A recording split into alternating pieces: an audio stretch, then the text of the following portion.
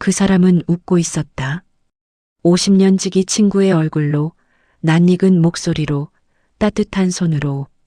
박정식은 그날 자신이 문을 열어줬다는 사실을 두고두고 후회하게 될 것이었다. 그러나 그때는 몰랐다. 문을 열어주는 것이 이렇게 무서운 일인지, 늙는다는 것이 이렇게 외로운 일인지, 그리고 그 외로움이 얼마나 정확하게 조준될 수 있는지. 그들은 몰랐다. 박정식이 평생 남의 돈을 지켜온 사람이라는 것을, 그리고 그렇기에 더 깊이 무너질 수 있다는 것을. 이 드라마를 보시기 전에 구독, 좋아요를 눌러주시면 드라마 제작에 큰 힘이 됩니다. 박정식의 하루는 아침 6시에 시작됐다. 자명종이 없어도 눈이 떠졌다. 30년 동안 농협지점에 출근하던 몸이 아직도 그 시간을 기억하고 있었다. 그는 천천히 몸을 일으켜 창가로 걸어갔다. 마당에는 아무것도 없었다. 아내가 가꾸던 화단은 자풀이 올라왔고 장독대 옆에 놓인 빗자루는 손잡이가 부러진 채로 겨울을 났다. 정식은 잠시 그것을 바라보다가 눈을 돌렸다. 보지 않으면 없는 것처럼 느껴진다고 믿고 싶었다. 그것은 물론 사실이 아니었다. 그는 냉장고를 열었다. 계란 2개, 두부 반모, 어젯밤 먹다 남긴 된장찌개. 안에 순옥이 살아있을 때 냉장고는 늘 꽉 차 있었다. 반찬통이 줄 서 있었고 위에는 날짜가 적힌 메모지가 붙어 있었다. 그 메모지들이 정식은 귀찮다고 생각한 적이 있었다. 지금은 그 메모지 하나가 그리웠다.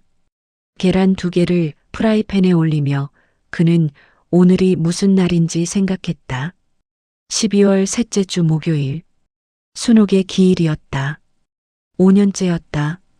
아들 정우는 어제 문자를 보냈다. 아버지, 죄송한데 오늘 오후에 도착할 것 같아요. 회사 일이 좀 있어서요. 딸 미선은 전화를 했다. 아빠, 나 오전에 애 학교 데려다주고 바로 출발할게. 12시쯤 될 것 같아. 정식은 알겠다고 했다. 그리고 혼자 제사상을 차렸다. 순옥이 좋아하던 나물을 무쳤다. 손이 느려서 1시간이 걸렸다. 무릎이 아파 2번 쉬었다. 그래도 했다.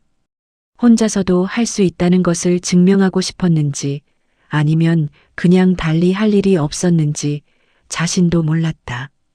제사상 앞에 앉아 절을 올리며 정식은 낮게 중얼거렸다. 잘 있소. 나는 잘 있소. 그 말이 거짓말이라는 것을 순옥은 알았을 것이다. 아이들이 도착한 것은 오후 2시가 지나서였다. 정우는 넥타이를 느슨하게 풀고 들어오면서 첫마디로 아버지, 밥 먹었어요? 하고 물었다. 정식은 그 말이 반가웠다. 그러나 정우는 밥을 먹는 내내 전화기를 봤다. 미선은 상을 치우며 물었다. 아빠, 요즘 어때? 나가기도 하고 그래? 가끔 공원 가지. 혼자? 혼자? 미선이 잠깐 입을 다물었다가 말했다. 이웃에 아는 분들은 없어? 경로당 같은 데는? 정식은 고개를 저었다. 경로당은 몇 번 가봤지만 어색했다. 평생 지점장으로 앉아있던 사람이 갑자기 장기판 옆에 끼어드는 것이 쉽지 않았다. 사람들이 친절하지 않은 것이 아니었다. 그냥 그 자리가 낯설었다. 아이들은 저녁 무렵 돌아갔다. 정식은 대문 밖에서 차가 사라질 때까지 서 있었다. 찬바람이 목덜미를 파고들었다. 그는 천천히 집 안으로 들어왔다. 거실에는 밥상 차린 흔적이 남아 있었다. 촛불 자국이 있는 제사 상보가 구겨진 채 소파 위에 놓여 있었다. 정식은 그것을 반듯하게 접어 서랍에 넣었다. 그리고 텔레비전을 켰다. 뉴스가 나왔다. 들리지 않았다. 그는 그냥 화면을 보고 있었다. 그날 밤 정식은 오래된 사진첩을 꺼냈다. 아내와의 사진, 아이들 어릴 때 사진, 그리고 낡은 흑백 사진 1장. 고등학교 졸업식 날 찍은 사진이었다. 왼쪽에 서 있는 놈. 눈이 가늘고 웃음이 해픈 놈. 오태수였다. 정식은 그 사진을 한참 들여다봤다. 이놈은 지금 어디서 뭘 하고 있을까? 연락이 끊긴 지 거의 30년이 됐다. 동창회에 한번 나갔다가 봤다는데 정식은 그날 지점일로 못 갔었다. 그러고는 그냥 시간이 흘렀다. 사진을 사진첩에 다시 꽂으며 정식은 생각했다. 사람이 그립다는 게 이런 건가? 특정한 누구가 아니라 그냥 사람 자체가 그리운 것. 목소리가 그리운 것. 맞장구 쳐주는 사람이 그리운 것. 그것을 외로움이라고 부르는 것이 이 나이가 되어서야 이해가 됐다. 다음 날 아침이었다. 현관 초인종이 울렸다. 정식은 누구일까 생각도 못하고 문을 열었다. 그리고 그 자리에서 굳어버렸다. 야, 박정식. 아직 안 죽었네? 오태수였다. 살이 좀 빠진 것 같았고 머리가 더 하얘졌다. 그러나 그 웃음은 그대로였다. 눈이 가늘어지며 이가 드러나는 그 웃음. 정식은 반박자 늦게 입을 열었다. 이놈이 갑자기 어디서 나타나? 거기 서 있으면 어떻게 해? 들어가야지. 오태수는 거리낌 없이 현관 안으로 발을 들였다. 슬리퍼를 신으며 주위를 둘러봤다. 혼자 살아? 집이 왜 이래? 썰렁하게. 사람이 혼자 사는데 어떻게 살아? 아, 맞다. 형수 돌아가셨다고 들었어. 그때 내가 연락을 했어야 했는데. 오태수는 아무렇지 않게 말하고 냉장고를 열었다. 야, 먹을 게 없네. 나가자. 내가 살게. 그렇게 그들은 다시 만났다. 오태수와의 재회는 박정식의 일상을 단번에 바꿔놓았다. 그것이 나쁜 변화라는 것을 그때는 알 수 없었다. 아침에 전화가 왔다. 야, 오늘 날 좋다. 공원 갈래? 점심에 또 전화가 왔다. 야, 국밥 먹었어? 내가 아는 데 있는데. 처음에는 오태수의 연락이 반가웠다. 5년 만에 누군가가 먼저 연락해 오는 것이 이렇게 기쁜 일인 줄 몰랐다. 정식은 그동안 자신이 얼마나 굶주려 있었는지 그때 느꼈다. 밥이 아니라 사람에게 굶주려 있었다. 그들은 매일 만났다. 동네 공원 벤치에 앉아 지나가는 사람들을 구경했다. 전통시장을 걸으며 이것저것 집어보고 흥정을 붙였다. 막걸리 집에서 두런두런 이야기를 나눴다. 오태수는 말이 많았다. 살아온 이야기, 사업한 이야기, 사람들 이야기. 정식은 그 이야기들을 들으며 맞장구를 쳤다. 오태수는 이야기를 잘했다. 특히 옛날 이야기를.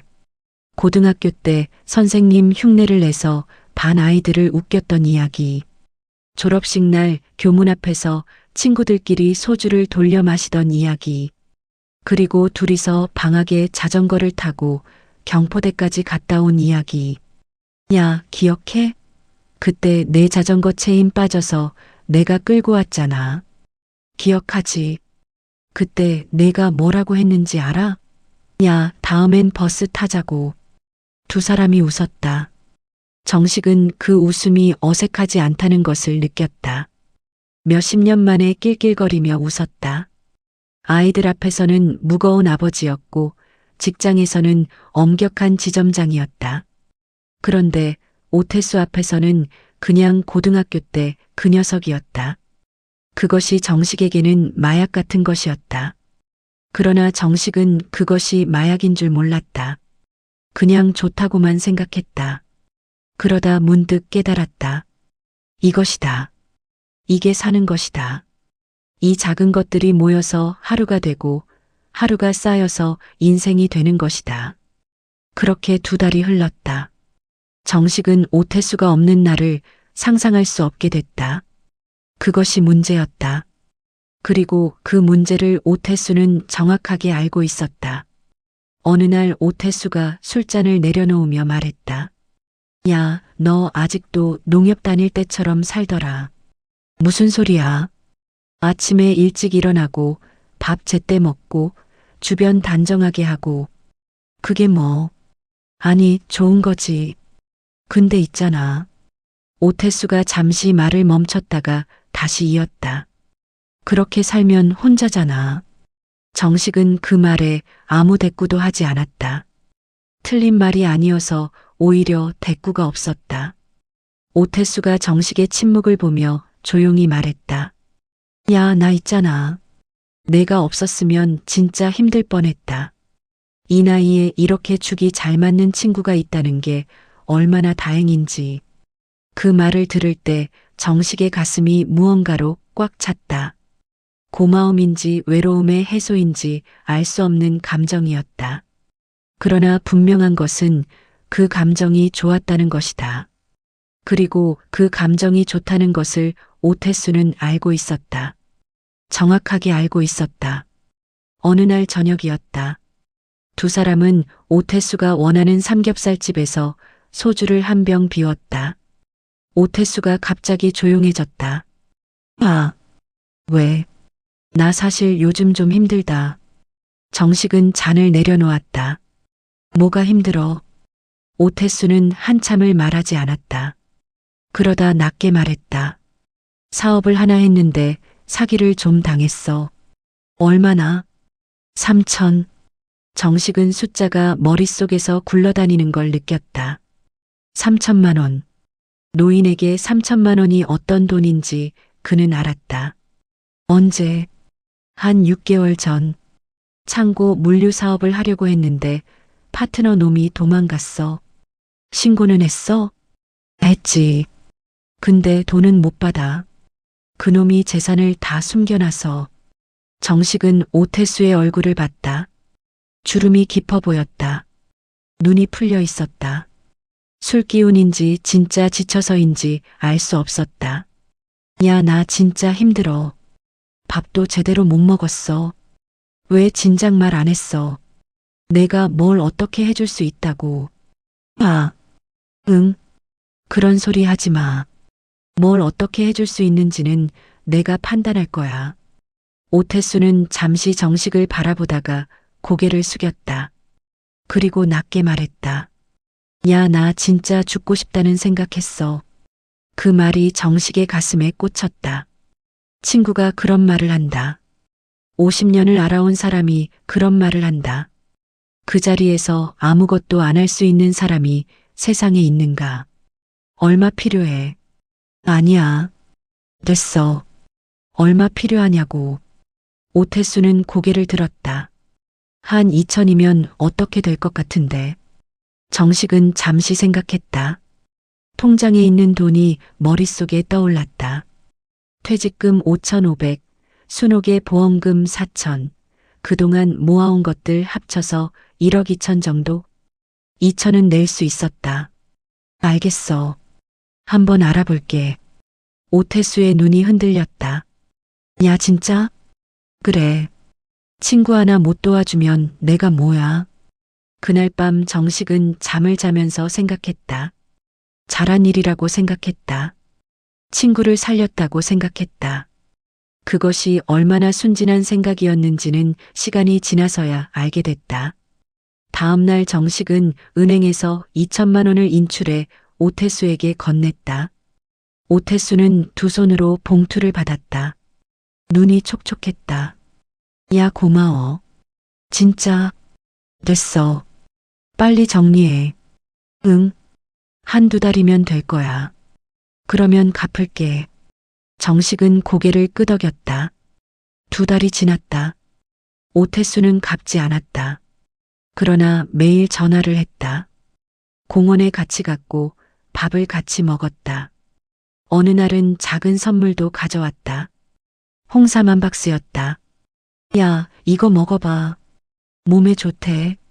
정식은 받으면서 생각했다. 2천만 원에 홍삼 한 박스? 계산이 맞지 않는다. 그러나 말하지 않았다. 말하면 관계가 어색해질 것 같았다. 그리고 솔직히 말하면 오태수가 오지 않는 날이 두려웠다. 그것이 정식이 말하지 못한 진짜 이유였다. 어느 날 오태수가 은행 이야기를 꺼냈다. 야, 나 대출 문제 하나 알아봐야 하는데 같이 가줄 수 있어? 무슨 대출? 이번에 작은 사업 하나 시작하려고. 자금이 좀 필요한데.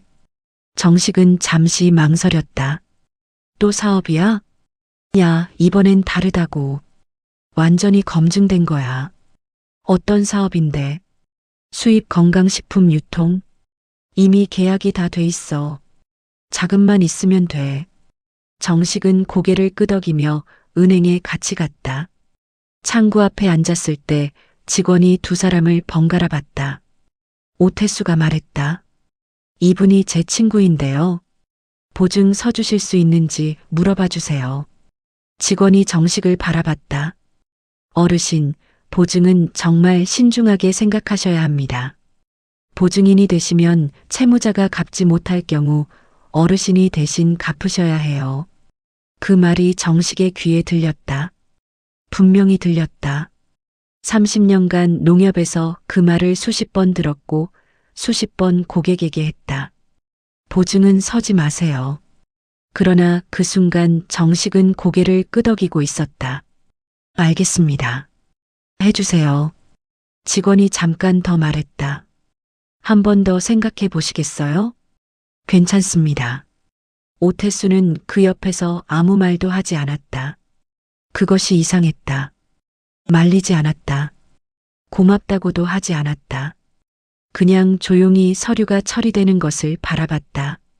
그러나 정식은 그 침묵을 이상하게 생각하지 않았다. 그저 친구가 부끄러워서 그런 것이라 생각했다. 도움받는 게 쑥스러운 거라고. 그것도 착각이었다. 서류에 도장이 찍히던 그 순간부터 박정식의 통장은 천천히 비워지기 시작했다. 처음에는 눈치채지 못했다. 정식은 통장을 자주 들여다보지 않았다. 젊었을 때는 월급날과 공과금 납부일을 꼼꼼히 챙겼지만 혼자 사는 노인에게 통장은 그냥 돈이 들어있는 서랍 같은 것이었다. 필요할 때 꺼내면 됐다. 그러던 어느 날이었다. 정식이 마트에서 카드를 긁었는데 결제가 거절됐다. 이상했다. 분명히 돈이 있어야 했다. 그는 은행 앱을 열었다. 잔액을 봤다. 그리고 손이 떨렸다. 1억 2천이 있어야 할 자리에 4,300이 남아 있었다. 처음에는 자신이 잘못 본 줄 알았다. 다시 봤다. 4,300만 원. 7,900이 사라졌다. 정식은 은행으로 달려갔다. 숨이 찼다. 20년 만에 뛰어봤다. 창구 직원에게 통장을 내밀었다. 이게 무슨 일이오? 직원이 화면을 확인했다. 어르신, 자동이체 설정이 여러 건 되어 있습니다. 자동이체? 내가 그런 거 한 적 없는데. 네, 조금 기다려 보시면 제가 내역 뽑아드리겠습니다. 몇 장의 종이가 나왔다. 날짜별로 빠져나간 내역이었다. 50만 원, 200만 원, 500만 원, 1천만 원, 2천만 원. 그리고 수신 계좌. 오태수 명의였다. 정식은 그 종이를 들고 한동안 말을 잇지 못했다. 30년간 수많은 고객의 통장을 들여다봤다. 사기 피해자를 옆에서 봤다. 어떻게 이런 일이 생기느냐고 속으로 생각한 적도 있었다. 눈이 어두운 사람들이라고. 조심하지 않은 사람들이라고. 그런데 지금 그 종이를 들고 있는 것이 자신이었다. 평생 숫자를 다뤄온 사람이, 남의 돈을 지키는 일을 직업으로 삼아온 사람이. 손이 떨렸다. 종이가 구겨졌다. 정식은 전화기를 꺼냈다. 오태수에게 전화를 걸었다. 신호가 갔다. 오태수가 받았다. 아, 이게 뭐야? 침묵이 흘렀다. 무슨 소리야? 통장에서 돈이 빠져나갔어. 내 계좌로. 또 침묵. 야, 나중에 얘기하자. 지금 얘기해. 야, 목소리 왜 그래? 지금 얘기하라고 했어. 잠시 후 오태수의 목소리가 달라졌다. 지금까지 들어온 것과는 다른 목소리였다. 차가운 목소리. 귀찮다는 듯한 목소리. 야, 너 그 돈 어차피 쓸데 없잖아. 순간 정식의 머릿속이 하얘졌다. 뭐라고 했어? 아, 나도 급해서 그랬다고. 조금만 쓴 거야. 7,900이 조금이야? 야, 어차피 죽으면 다 놔두고 가는 거잖아. 그 말을 듣는 순간 정식은 전화기를 내려다봤다. 화면에 오태수의 이름이 떠 있었다. 50년을 알아온 이름. 그 이름이 낯선 글자처럼 보였다. 아, 왜? 다시는 전화하지 마. 그리고 끊었다. 정식은 은행 창구 앞 의자에 다시 앉았다. 직원이 물 한 잔을 내밀었다. 그는 받아서 마셨다. 맛이 없었다. 그날 밤 정식은 아무것도 먹지 않았다. 텔레비전을 켰다가 껐다. 누워 있다가 일어났다. 침대 옆에 놓인 순옥의 사진을 봤다. 오래된 사진이었다. 미선이 중학교 다닐 때 찍은 사진이었다. 순옥은 마당에서 웃고 있었다. 그 웃음이 지금은 너무 멀었다. 정식은 혼잣말을 했다. 내가 당했어. 그 말을 입 밖에 내는 것이 이렇게 어려운 일인지 몰랐다. 평생 남을 도운 사람이, 평생 원칙을 지킨 사람이 당했다. 자식들에게 말해야 한다는 생각과 절대 말할 수 없다는 생각이 동시에 들었다. 정우는 아버지가 스스로 한 거 아니에요? 라고 할 것이 뻔했다. 미선은 울겠지만 어쩔 수 없다고 할 것이었다. 그 얼굴들을 보고 싶지 않았다. 며칠이 지났다. 정식은 밥을 먹으러 집 근처 분식집에 들어갔다. 두부찌개 100원짜리 메뉴를 시켰다. 식당 주인 김영란이 상을 내오면서 말했다. 어르신, 요즘 얼굴이 안 좋아요. 정식은 그냥 웃었다. 다 이렇지 뭐. 밥을 못 드셨어요? 얼굴이 많이 파래요. 괜찮아요. 영란은 더 말을 잇지 않았다. 그러나 물을 한 번 더 갖다 줬다. 그리고 조용히 말했다. 저번에 어르신이랑 다니던 분 있잖아요. 키 크고 웃음이 해픈 분. 정식이 숟가락을 내려놨다. 그분이요. 요즘 안 보이시던데. 무슨 일 있어요? 정식은 한참 있다가 말했다. 그냥 일이 좀 있었어요. 영란이 잠시 무언가를 생각하는 표정을 지었다. 어르신, 조심하세요. 뭐요? 그분 예전에 이 근처 다른 어르신한테도 그러더라고요. 제가 본 건데. 정식의 눈이 좁아졌다. 다른 어르신한테 어떡해요? 잘 모르겠어요. 근데 한동안 붙어 다니다가 그 어르신이 갑자기 안 보이셨어요. 그러고 나서 저분도 사라지고. 그 말이 정식의 머릿속에서 맴돌았다. 처음이 아니다. 내가 처음이 아닐 수도 있다. 그 생각이 들자 갑자기 어지러웠다. 5년 전에 순옥이 가고 나서 처음으로 느끼는 어지러움이었다. 집에 돌아와 정식은 오랫동안 창문을 바라봤다. 오태수에게 다시 전화를 했다. 받지 않았다. 문자를 보냈다. 답장이 없었다. 그때서야 정식은 알았다. 이게 끝났다는 것을, 오태수가 원한 것이 자신이 아니었다는 것을, 처음부터 돈이었다는 것을, 그리고 돈이 다 빠져나갔으니 이제 자신은 필요 없어진 것을. 그날 밤 정식은 오래된 서랍을 열었다. 낡은 열쇠 하나가 있었다. 지점장 시절 금고 열쇠였다. 사직할 때 돌려줬어야 했는데 실수로 챙겨온 것이었다. 그 후로 20년을 그냥 서랍 속에 두고 있었다. 정식은 그 열쇠를 손에 쥐었다. 차갑고 묵직했다. 남의 돈을 지키는 데는 20년을 썼다. 자기 돈을 지키는 데는 실패했다. 그 열쇠가 갑자기 무겁게 느껴졌다. 미선에게서 전화가 온 것은 그 다음 날 저녁이었다. 아빠, 나야. 잘 있어? 잘 있어. 밥은? 먹었어. 미선이 잠시 망설이다 말했다. 아빠, 나 이번 주 토요일에 가도 돼? 와. 짧은 침묵. 아빠, 뭔가 이상해. 뭐가? 목소리가. 아무것도 아니야. 아빠, 오면 얘기해.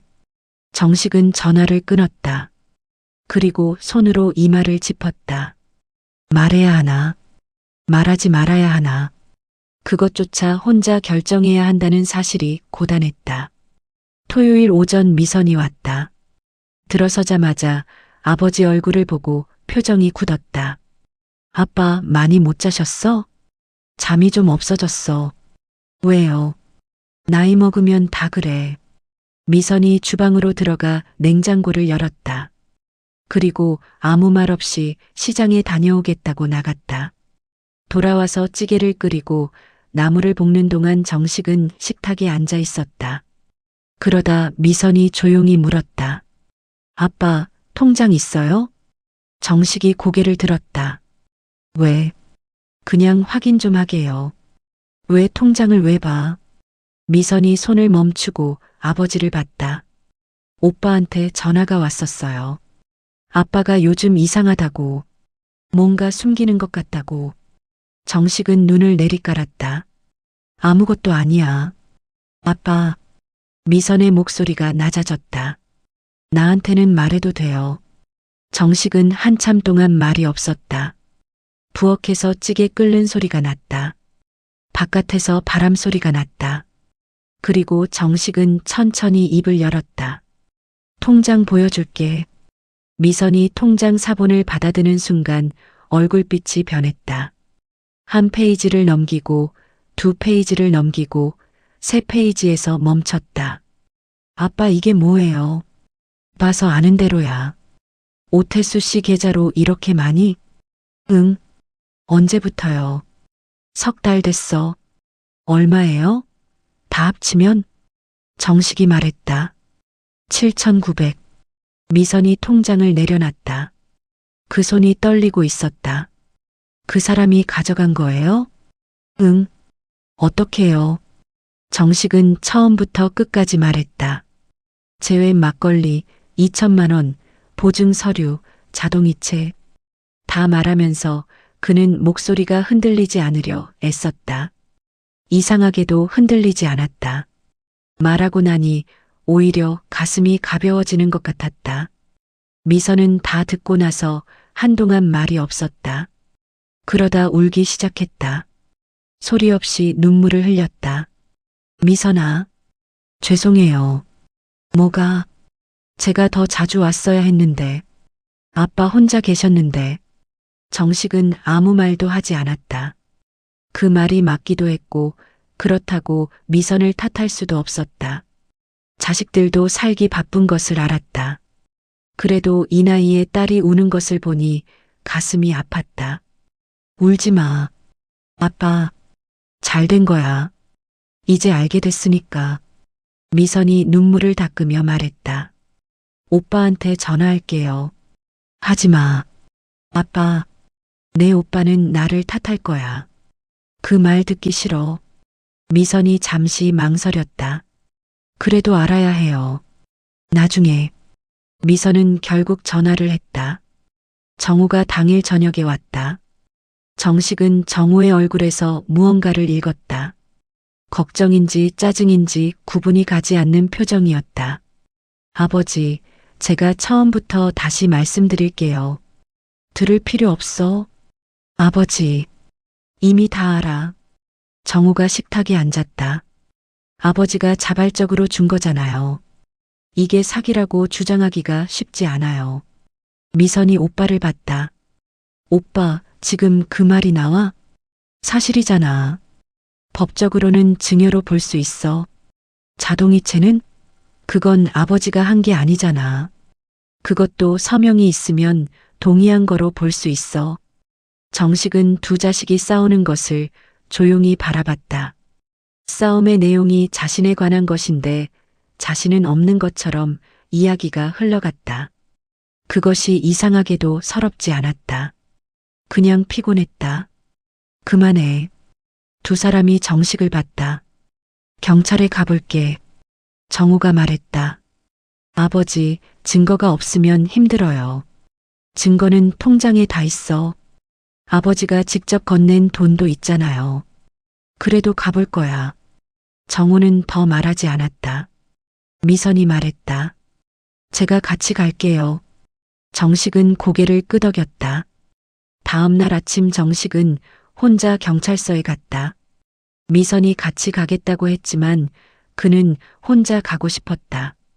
신고는 자신이 해야 했다. 남이 대신해 줄 수 없는 일이었다. 경찰서 민원 창구에서 피해 신고를 하고 싶다고 말했다. 담당자가 내부로 안내해 줬다. 이 형사였다. 40살쯤 되어 보이는 남자였다.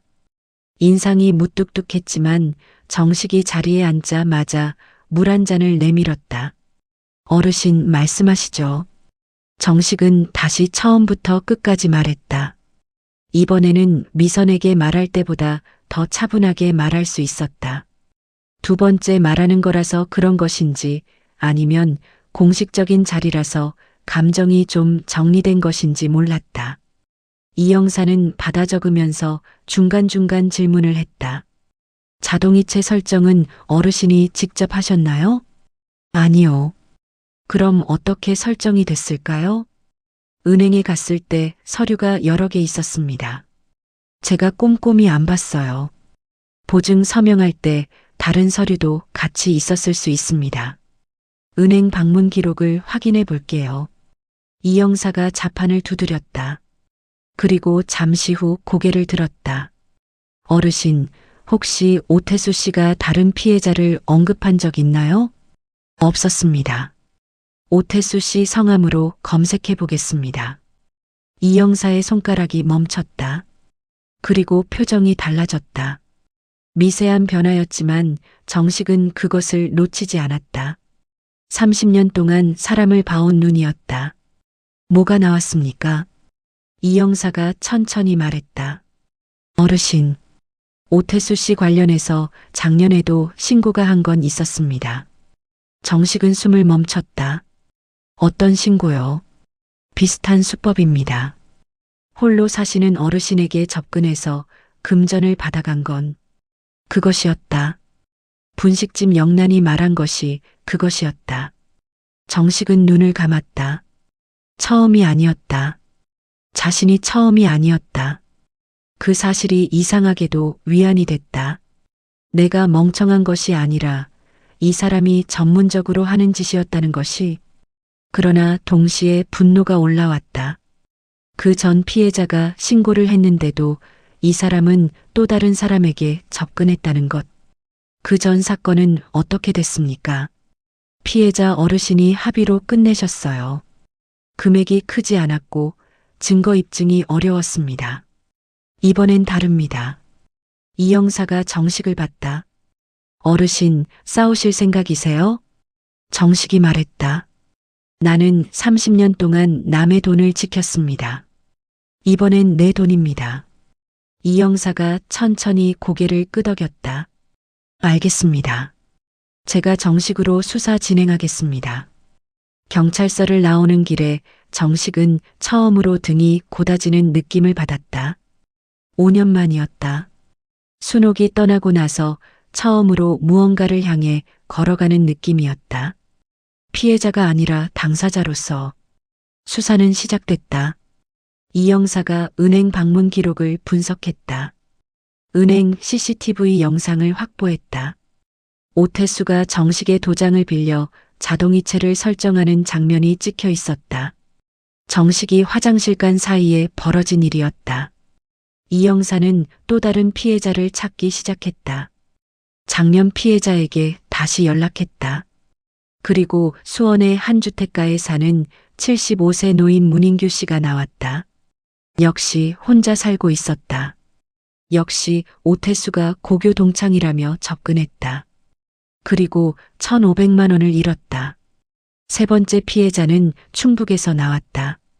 오태수의 고향 동네에 살고 있는 68세 여성이었다. 이 세 명의 진술이 합쳐지자 수사가 빠르게 진행됐다. 정식은 수사가 진행되는 동안 며칠에 한 번씩 이 형사에게 연락을 받았다. 짧은 문자였다. 진행 중입니다, 어르신. 그 문자 한 줄이 이상하게 위안이 됐다. 누군가가 이 일을 함께 다루고 있다는 것, 혼자가 아니라는 것. 어느 날 이 형사가 전화로 물었다. 어르신, 오태수 씨에게 처음 2천만 원을 빌려줄 때 뭔가 이상하다는 생각은 없으셨어요? 정식은 잠시 생각했다. 있었습니다. 어떤 느낌이요? 이 나이에 이렇게 내 걱정을 해주는 사람이 있다는 게 너무 좋았습니다. 그래서 이상해도 그냥 넘겼어요. 지금 생각하면 부끄럽습니다. 이 형사가 잠시 아무 말도 하지 않았다. 그러다 말했다. 어르신, 부끄러운 게 아닙니다. 이게 수법입니다. 이 사람은 그 감정을 노린 겁니다. 알아요. 근데 알아도 부끄러워요. 네. 그렇죠. 이 형사의 그 말이 정식에게는 위로가 됐다. 부끄럽다는 것을 부정하지 않고 그냥 알아줬다는 것. 그것만으로도 충분했다.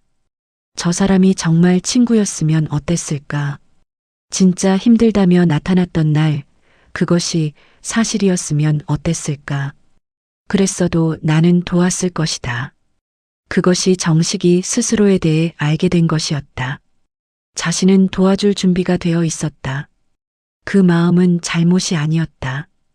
이용당한 것이 잘못이 아닌 것처럼.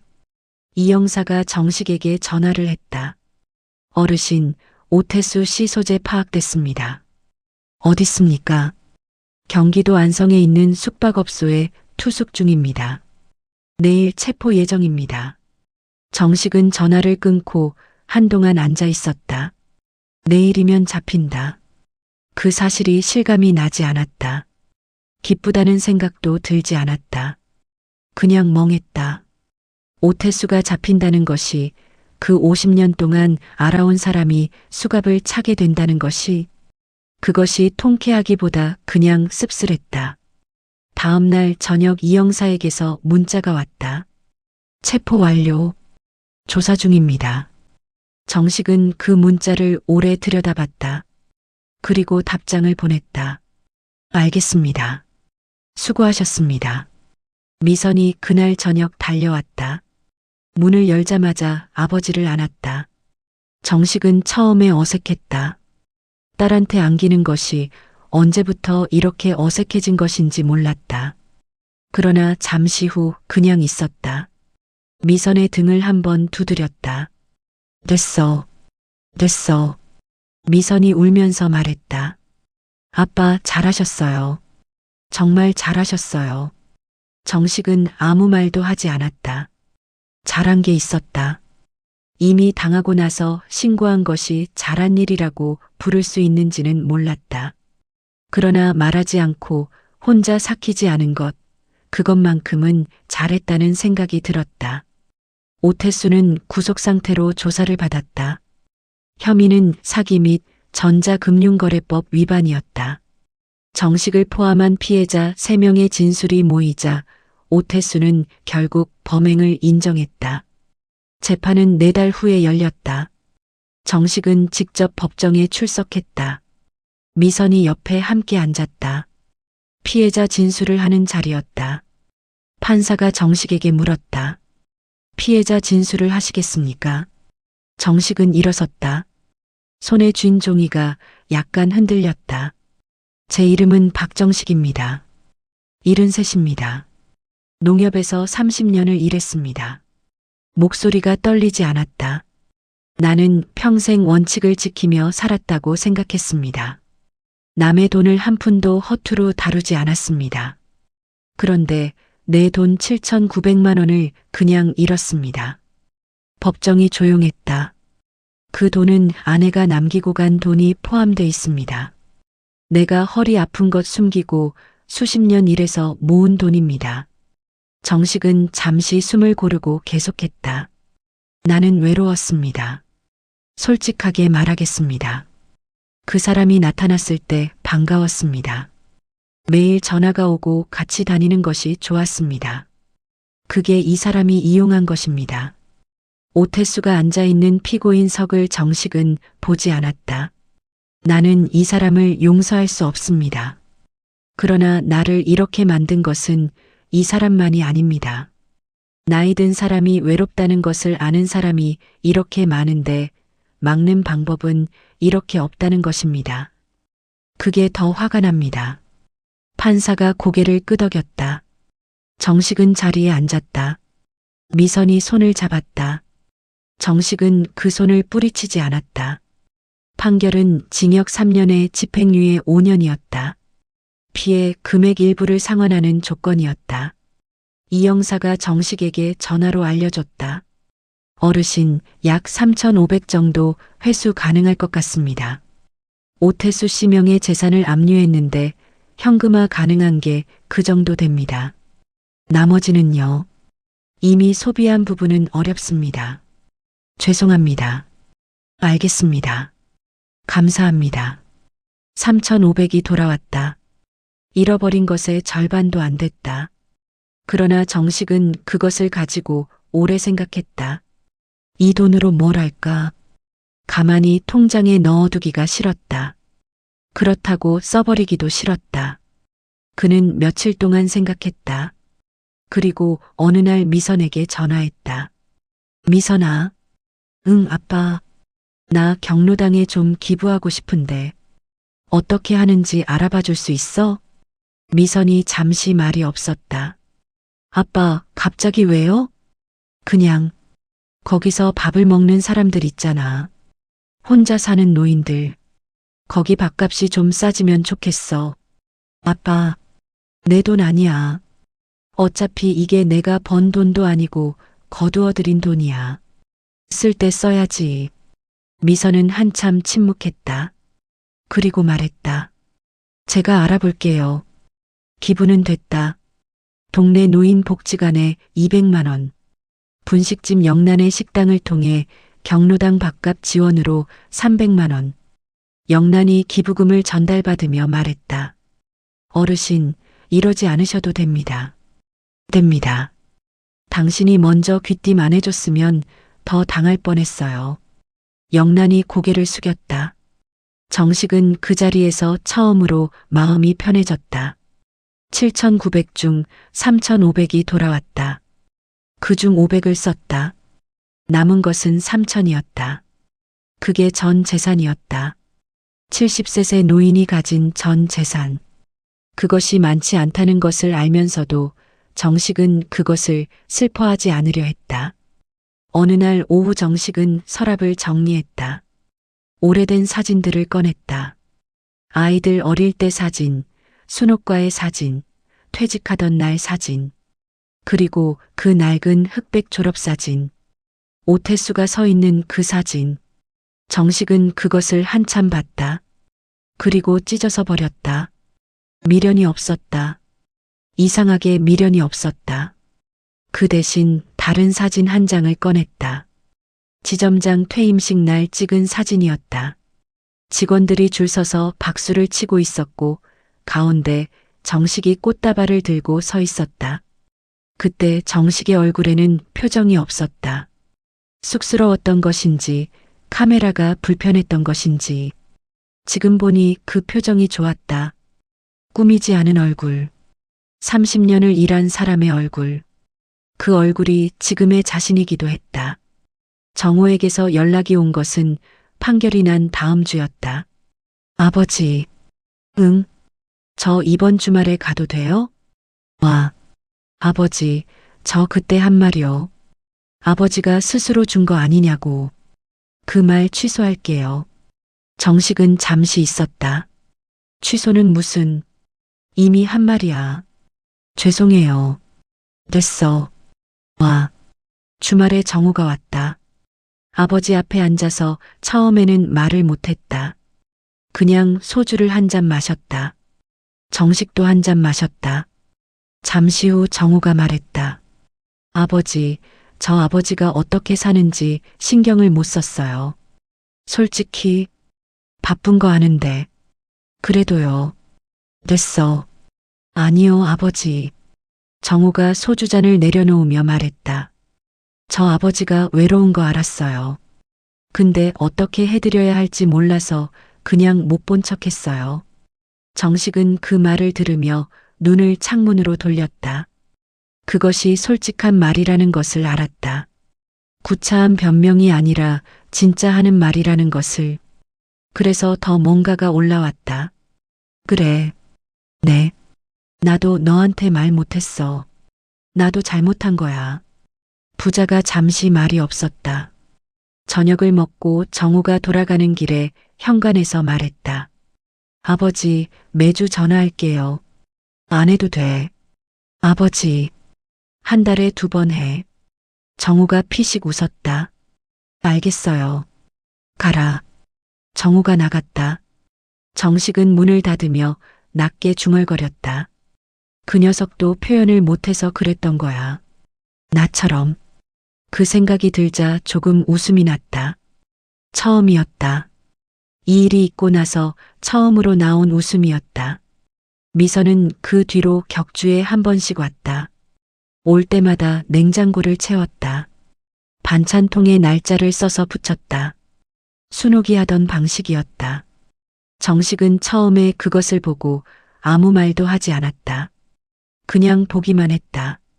그리고 미선이 돌아간 뒤 냉장고를 열어 그 메모지들을 한 번씩 읽었다. 된장찌개, 어제, 나물무침, 이틀 전, 두부조림, 오늘. 그 글씨가 순옥의 글씨와 달랐다. 그러나 그 마음은 같았다. 봄이 왔다.